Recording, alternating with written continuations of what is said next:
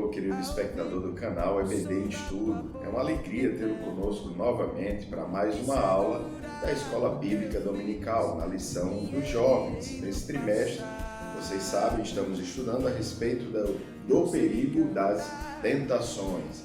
E na lição de hoje nós veremos a lição cujo título é José, resistir à tentação é possível. Eu falo aqui da congregação de Boa Esperança, em Parnamirim, no Rio Grande do Norte, onde somos dirigidos pelo pastor James Costa. Fique conosco até o final, não esqueça de subscrever o nosso canal, dar aquele joinha que ajuda a impulsionar esse conteúdo para alcançar mais vidas. Queridos, vamos iniciar a nossa lição de hoje, em que falaremos sobre as tentações e sobre José, que é um grande exemplo para a juventude, ao passo que ele foi o vencedor de tentações no seu tempo. Na introdução da lição, o comentarista diz o seguinte: quando nos deparamos com o tema tentação, é preciso destacar que ela acontece com todas as pessoas de formas diferentes, todavia é resistível. Então, nessa lição, nós vamos estudar um pouco sobre o que aconteceu com José e como ele reagiu diante das tentações. Nós vamos ver o cenário em que ele estava, a situação que o cercava e como ele conseguiu, queridos, vencer, superar as tentações a que foi submetido. No primeiro tópico da nossa lição, vamos ver as dificuldades de um jovem de Deus, um filho nascido em uma casa dividida. Então, o comentarista começa explorando o fato de que José vem de uma casa em que havia muitas divisões. Observe aqui que Deus de maneira nenhuma incentivou em qualquer tempo o casamento poligâmico. Esse é o primeiro aspecto. José vem de uma casa onde havia poligamia e isso nunca foi apoiado por Deus. Mas desde o princípio, a monogamia é o modelo bíblico para o casamento. Mas é desse lá que sai José. Veja que o comentarista também cita outros exemplos em que o fato da casa não ser monogâmica gerou desavenças, divisão e porfias, como é o caso de Elcana, o pai de Samuel e suas duas esposas. Vemos que Ana era constrangida por sua rival. Então esse é um primeiro aspecto. José não sai de um lar em que havia monogamia, não, ele sai de um lar em que havia poligamia. E isso não foi, queridos, razão para que o seu caráter fosse deformado por essa razão. Isso é importante começar observando. Segundo ponto, um filho detestado por seus irmãos. Nós vemos que José tem aqueles sonhos que todos nós conhecemos, e até o seu pai e sua mãe ficam ressabiados quando ele conta o sonho, em que fica nítido que no seu sonho estava revelada a verdade de que seu pai, sua mãe e seus irmãos um dia se curvariam para ele. O próprio Jacó o questiona a respeito disso, E imagine se Jacó, que o amava tanto, não reagiu bem a esse sonho ou esses sonhos, como então reagiram os seus irmãos? Com muita inveja, Ele passou a ser chamado de sonhador, de ser perseguido, de ser isolado. Nós vemos que todos os filhos de Jacó estão no campo, mas José não. Então percebe-se um isolamento dele de seus irmãos. Então olha o cenário em que vai se formando esse jovem José. Uma casa em que havia poligamia praticada pelo seu pai Jacó, uma casa em que seus irmãos o isolavam e o caráter dele é formado aí, nesse cenário. Terceiro ponto, um filho fora de casa. O distanciamento entre as pessoas de um lar pode abalar muito a forma como vivemos. Por força da predileção de seu pai, do tratamento que recebia e dos sonhos que teve, José foi vendido por seus irmãos, dado como morto e se tornou um escravo.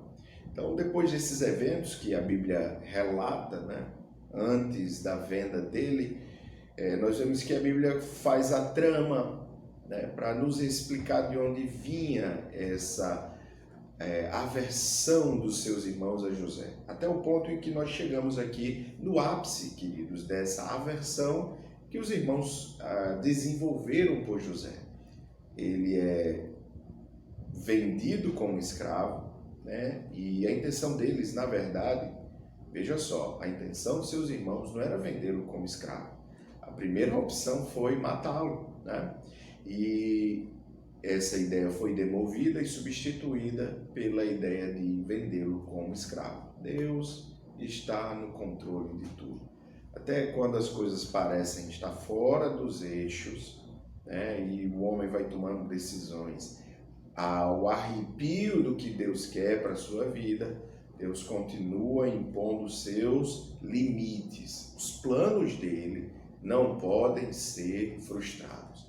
Isso também é maravilhoso observar aqui, porque alguns irmãos de José quiseram matá-lo. Mas ele acaba sendo vendido como escravo, e a sua túnica é tirada, túnica essa que foi o pivô de muita desavença, foi um presente especial de Jacó para José, e ela agora volta para o seu pai ensanguentada, e os seus irmãos usam isso para dizer que ele havia sido morto. Essa, queridos, é a trajetória de José. Nesse primeiro tópico, o comentarista da lição se dedica a mostrar essas coisas. Porque muitas vezes nós pegamos a história de José no Egito e esquecemos que ele vem desse lar, em que tem desavenças, tem divisão, tem porfia, tem até pensamentos de homicídio. E olha só que ambiente, você tem para desenvolver um caráter. Mas José se destaca, é escolhido por Deus para uma missão por causa justamente do caráter que desenvolve mesmo nesse ambiente. Isso nos ensina que mesmo os ambientes mais adversos não são uma desculpa para que o nosso caráter seja deformado. Esse é um grande exemplo de José também. No segundo tópico nós veremos que o Egito, o lugar da tentação. No primeiro ponto, escravo na casa de Potifar. Apesar das adversidades pelas quais José passou, Moisés relata que o Senhor estava com José e foi varão próspero. Uma coisa que é observado na trajetória de José é que o Senhor Deus era com ele. E é interessante nós vermos que nesse relato de Gênesis 39, fica nítido que o que José fazia prosperava, mas porque Deus era com ele. José é levado como escravo para a casa de Potifar e ele não chega lá já mandando em tudo, O relato bíblico nos mostra que Potifar começa a observar o procedimento daquele jovem e perceber que Deus era com ele porque tudo que fazia prosperava. Certamente ele se portava com educação, com submissão ao seu Senhor, e foi esse comportamento, esse exemplo que fez com que José fosse colocado sobre todas as coisas da casa, exceto a mulher de Potifar. José, em seu diálogo com a mulher, disse: meu Senhor me colocou sobre todas as coisas, me vedou somente uma, sua mulher, você. Durante aquele diálogo que ele tem com a mulher, isso nos mostra que houve uma ascensão, por causa do seu proceder, por causa do seu caráter. Para nós, fica a lição de que nós plantamos aquilo que colhemos, geralmente. E aí você pode dizer, sim, mas o final dessa história é um José indo para a cadeia. Do que adiantou se comportar bem? Observe, queridos, que Deus cuida da justiça. Naquele momento, podia parecer que não valeu a pena viver com integridade, com cuidado pelas coisas do seu Senhor, com obediência.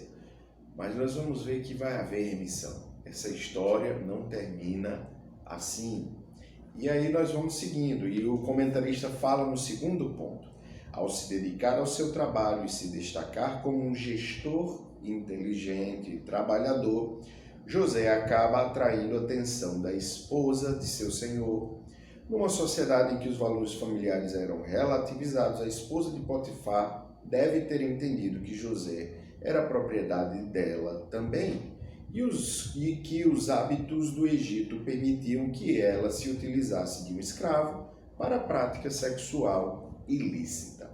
Existe uma curiosidade que poucas pessoas observam, e eu quero chamar a sua atenção para esse fato, é que Potifar, na verdade, era um eunuco. Um eunuco. Gênesis 39, no versículo 1, diz o seguinte: observe, que José foi levado ao Egito e Potifar, oficial de Faraó, capitão da guarda, homem egípcio, comprou-o da mão dos ismaelitas que tinham levado lá. Em algumas traduções você vai observar que esse termo oficial de Faraó é colocado como eunuco. Então ele provavelmente era eunuco, aquele que cuidava das mulheres do faraó. E algumas traduções vão trazer esse termo. É interessante esse aspecto, porque ele nos revela o seguinte: talvez houvesse a aceitação desse comportamento da esposa de Faraó, uma vez que provavelmente Potifar era um homem castrado, por mais estranho que isso possa parecer. Então, no que incorreu José? Não era o fato do ato sexual ilícito o maior problema. O maior problema foi a acusação de tentativa de estupro. Estamos falando de uma sociedade egípcia em que não haviam tantos valores familiares, não havia esses valores familiares que nós conhecemos, e a permissividade é um fato muito conhecido. Então já havia essa especulação, e ela exalta ainda mais o caráter de José, ainda mais. Segundo ponto, a tentação ocorrida. Ao se dedicar ao seu trabalho e se destacar como esse gestor inteligente, né, nessa sociedade decaída, José começa a ser exaltado por Potifar, e até o ponto em que chama a atenção da sua mulher, como nós vimos. Ela tenta agarrá-lo, como nós conhecemos a história, e queridos, porque ele decidiu resistir à tentação, que começa a pagar um alto preço, né? Foi por ter resistido. E aí eu quero chamar a atenção desse aspecto. Esse é o terceiro ponto nesse nosso segundo tópico. Mesmo diante das investidas de uma mulher cujo marido tinha uma posição importante no Egito, José se manteve firme em sua dedicação ao seu trabalho, ao respeito por seu patrão e, acima de tudo, manteve seu temor a Deus. A vida de José teria sido muito mais fácil se ele tivesse cedido. E aqui é importante nós pensarmos a respeito disso, porque ele já tinha o coração de Potifar, ele agora teria o coração da sua esposa. E é interessante observar que, se ele ganhasse isso, poderia se beneficiar muito, né? Se olharmos com olhos humanos, materiais, ele poderia se beneficiar muito disso, né? Se entregaria ao ato sexual ilícito, pecaminoso, maligno, né? Ia trair a confiança de Potifar, mas iria se beneficiar disso no final das contas. A grande lição aqui é que o temor do Senhor e o caráter de um homem de Deus não permitiram que ele fizesse isso. Não havia ninguém para julgar o seu comportamento se ele fizesse isso em segredo, apenas Deus. E isso era o suficiente, queridos, para José. Isso é o que faz o seu caráter, algo para ser admirado, porque ele abriu mão de todos os benefícios, mesmo que ao invés desses benefícios viessem malefícios, só para não desrespeitar o seu senhor, Potifar, e não desobedecer a Deus, não desagradar a Deus. Nós estamos num tempo em que não tem lei, não tem Moisés, não tem profetas, não tem nada disso. É José e o seu caráter, é José e o temor do Senhor. Para esse jovem foi o suficiente. Que maravilhosa atitude, que maravilhoso exemplo. E aí, para a gente concluir, nós chegamos ao terceiro tópico da nossa lição, que fala, que tem como título Egito, o lugar da restauração, o preço da fidelidade. Então nós sabemos que José chega nesse ponto em que ele se recusa a deitar com a esposa de Potifar, e ela, nesse momento, fica com uma peça de roupa de José e o acusa de tentativa de estupro.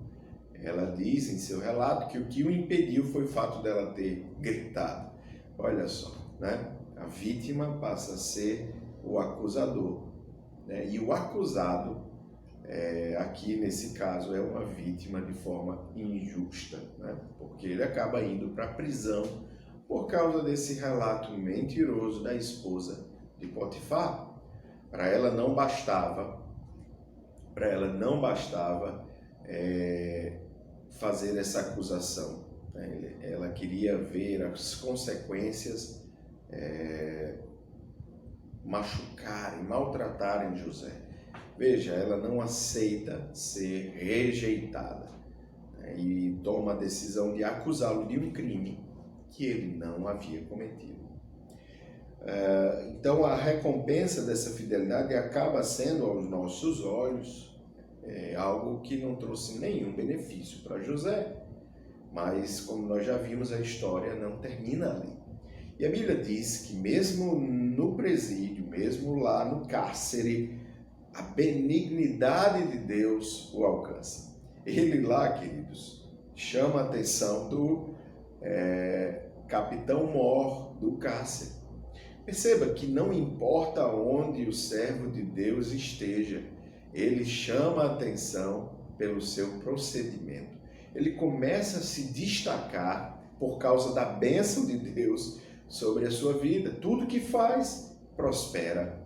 Isso é um diferencial que só pode experimentar quem tem a bênção de Deus sobre si. Tudo que faz, prospera de maneira maravilhosa. E agora José é colocado em posição de autoridade no cárcere. No cárcere, onde a benignidade de Deus também o alcançou, também o cobriu. Ele estava sendo lapidado para algo ainda maior. A história não termina aqui ainda. Isso é maravilhoso. Então, o que a princípio parece ser um castigo, o que a princípio parece ser uma derrota irreversível, eu fui fiel a Deus e olha como eu sou recompensado. Nós podemos ser vítimas, queridos, da injustiça, mas em nossos corações não pode deixar de existir a certeza de que o temor do Senhor vale a pena. Não importa o que aconteça, não importam as injustiças que nos aflijam, no final das contas vale a pena ser fiel. Vale a pena manter intacta a obediência, resistir às tentações, resistir ao pecado e ser obedientes a Deus. Vale a pena. Lá no final das contas, nós vamos perceber que não é confundido aquele que confia em Deus. Então, o terceiro ponto do nosso terceiro tópico, fuja da aparência do mal. Então, com esse jovem, nós aprendemos que um caráter forjado sob o temor do Senhor, ele é motivo de admiração, né? De satisfação. É bom olhar para a vida e a história de José e ver que ele se torna um homem que foi demasiadamente abençoado por Deus. Deus se agrada, queridos, da obediência, da submissão, de um coração cujo caráter não é uma mera máscara, não é um mero personagem, mas é sincero. Deus conhece o nosso coração, conhecia o coração de José. E veja, todas as coisas estão sob o controle de Deus. Para ele valeu a pena fugir da aparência do mal, porque aí nós conhecemos a história. Não precisamos nem entrar nos pormenores, mas ele sai da cadeia para virar governador do Egito. Acima dele só havia o faraó. Então esse é o grande exemplo que José nos dá. Um jovem que tinha tudo para dar errado, que vem de uma família com seus problemas. E para a gente finalizar essa análise, não dá para esquecer, não dá para deixar de comparar José e Judá, seu irmão. Judá tinha muitos problemas na área sexual, né? E cometeu muitos delitos sexuais, vamos dizer assim, e os dois saíram da mesma casa, né? Você tem um que é delituoso e outro que é um exemplo de caráter, um exemplo de obediência, um exemplo de temor a Deus. E qual deles acaba sendo mais admirado pelas escolhas que fez? No fim das contas, queridos, é isso. É uma questão de legado e de escolhas. Para a gente finalizar a nossa lição, também não dá para deixarmos de mencionar que era esse temor do Senhor que movia José. Sabe o que ele faz nos últimos dias? Pede que os seus ossos não sejam deixados no Egito. Ele tem uma confiança tão irrestrita em Deus. Ele não vê o cumprimento da promessa que havia recebido de seus pais, mas a sua confiança, o seu temor a Deus era tão irrestrito, firme, que ele diz: olha, quando Deus cumprir a sua promessa, não deixem os meus ossos no Egito, é para vocês levarem para a terra prometida. Que coisa maravilhosa! Ele sabia: eu posso não ter visto nos meus dias o cumprimento da promessa, mas esse Deus a quem eu sirvo, que me cobriu de benignidade, que me cobriu de graça, que me cobriu de suas bênçãos, ele é vivo, ele é fiel, e quando ele cumprir a sua promessa, levem os meus ossos de volta para a terra prometida. Que fé maravilhosa, que fé exemplar. E essa fé, queridos, que nos move, que deve nos mover como cristãos, como servos de Deus, né? Olhar e saber que servimos a um Deus vivo, benigno e que é abençoador. Então a gente conclui a nossa lição de hoje com esse último recado, essa recomendação: fujam da aparência do mal. A Bíblia não fala de fugir do mal, mas da aparência dele, né? Das situações que antecedem o tropeço. Não é o tropeço em si, a queda, o pecado que nós vemos, mas das situações que cercam o pecado. E essa é a grande lição. Para concluir, o autor da lição diz: como vimos, a tentação existe, mas é resistível. José provavelmente tinha os argumentos necessários para dar vazão ao pecado, mas permaneceu firme ante as investidas malignas com que estava se deparando no seu trabalho. Então todos nós estamos sujeitos, queridos, à tentação, e isso é parte da vida de cada homem, de cada mulher, enquanto estivermos aqui. Veja, até Elias foi homem sujeito às mesmas paixões que eu e você, as mesmas tentações, mas são as escolhas que nós fazemos. E uma palavra final que não pode ser esquecida: A Bíblia diz que devemos resistir ao diabo e ele fugirá de nós. Uma coisa que a vida cristã nos ensina é que diante da tentação, quando clamamos a Deus e temos um caráter firme de propósito, Ele nos socorre da tentação. A vontade de pecar passa e a alegria, o gozo do Espírito Santo toma esse lugar, quando nós tomamos a decisão de não pecar contra Deus. Quando nós nos desviamos do mal em direção à vontade de Deus. Então, que Deus nos abençoe. Assim nós concluímos a lição de hoje. Reforçamos o pedido para que você dê o like, se subscreva no nosso canal, recomende o nosso conteúdo e não se esqueça. Esse canal tem o objetivo de servir de apoio, mas nós sempre incentivamos que você participe da Escola Bíblica Dominical. Esse canal, na verdade, tem o propósito de incentivá-lo para que faça isso. Fique com Deus, fique na paz do Senhor e até uma próxima oportunidade.